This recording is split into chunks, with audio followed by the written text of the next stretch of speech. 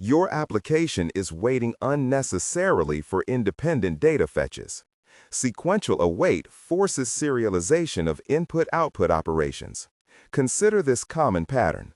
Await fetch user, await fetch products.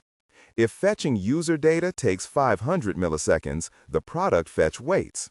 If the product fetch also takes 500 milliseconds, the total execution time approaches 1 full second. The await keyword pauses the surrounding async function entirely. This pause serializes tasks that do not depend on each other's results. This unnecessary serialization directly increases the total wall clock time required. We must initiate these independent tasks concurrently to minimize perceived latency. This is the only way to achieve true performance gains in modern web applications. The mechanism for concurrent execution is the Promise.all method. Promise.all accepts an iterable of promises as its single argument. It returns a single promise that manages the entire group of tasks. All input promises are initiated simultaneously upon calling Promise.all. This immediate initiation achieves true parallel execution of asynchronous tasks. The returned promise resolves only when every single input promise has successfully resolved. The result value is an array containing the results of all input promises.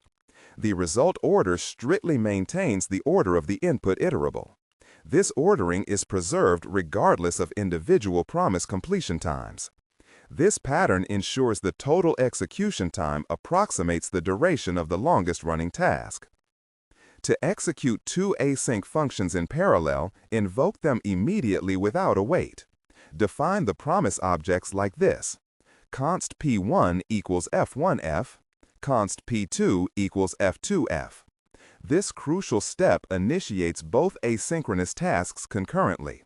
Next, pass these resulting promise objects directly to Promise.all. Use array destructuring to capture the results cleanly and efficiently. The syntax is const r1, r2 equals await Promise.all p1, p2. This pattern ensures the total execution time approximates the duration of the longest-running task. We are concurrently fetching configuration settings and user profile data. This reduces the total time from the sum of T1 and T2 down to T maximum. This is the correct way to maximize throughput in your JavaScript applications. Promise.all operates strictly on a fail-fast principle.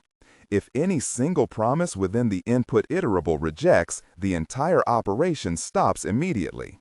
The Promise.all promise rejects with the reason of that very first rejection.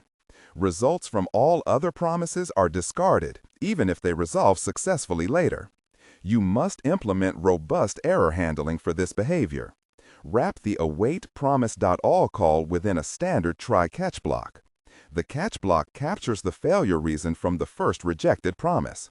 This structure prevents the application from crashing due to an unhandled promise rejection. Use this pattern when all parallel tasks are mandatory dependencies. When independent operations must complete regardless of individual failures, use Promise.all.Settled. This method was introduced in ECMAScript 2020 for robust task management. It waits until all input promises are fully settled, meaning they have either fulfilled or rejected. The result is an array of objects describing the outcome of every single task. Successful outcomes are represented with an object with status fulfilled and a value. Failures are represented with status rejected and the specific rejection reason. This allows you to process successful results immediately afterward. You can log or ignore specific failures without halting the entire parallel execution block. Promise.all.Settled is essential for non-critical background tasks where partial failure is acceptable. Promise.race returns a promise that settles as soon as one of the input promises settles. It settles regardless of whether that first promise resolves or rejects successfully.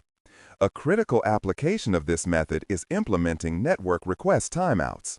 Define a utility function that returns a promise rejecting after a specified duration.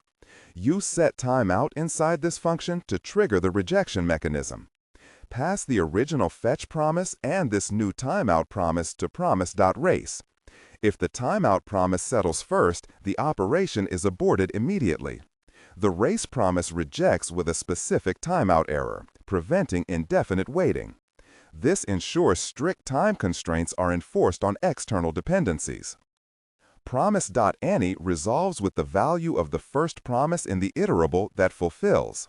This method is designed specifically for implementing redundancy in web applications. Use it to fetch the same resource from multiple mirrored endpoints or CDNs. If one endpoint is fast, its result is returned immediately. If all input promises ultimately reject, Promise.any rejects with an aggregate error. The aggregate error object bundles all individual rejection reasons together. This provides comprehensive failure diagnostics for every failed attempt.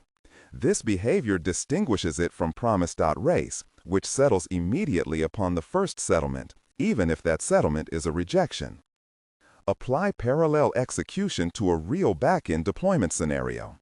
Consider uploading assets to a cloud storage service like Amazon S3. Define an array of upload functions, each returning a promise for a specific asset. Examples include upload CSS, upload JS, and upload images.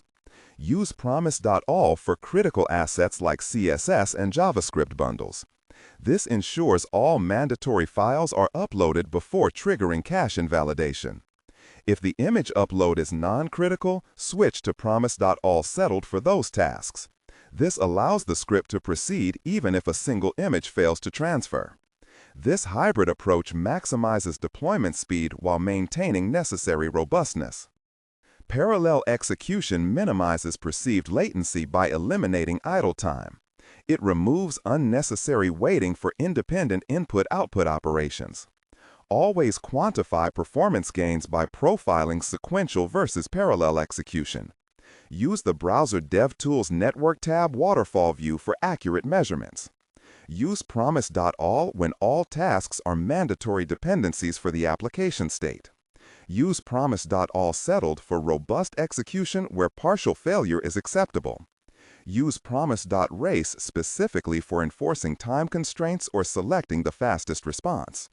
Choose the Promise utility that matches your task criticality and failure tolerance requirements.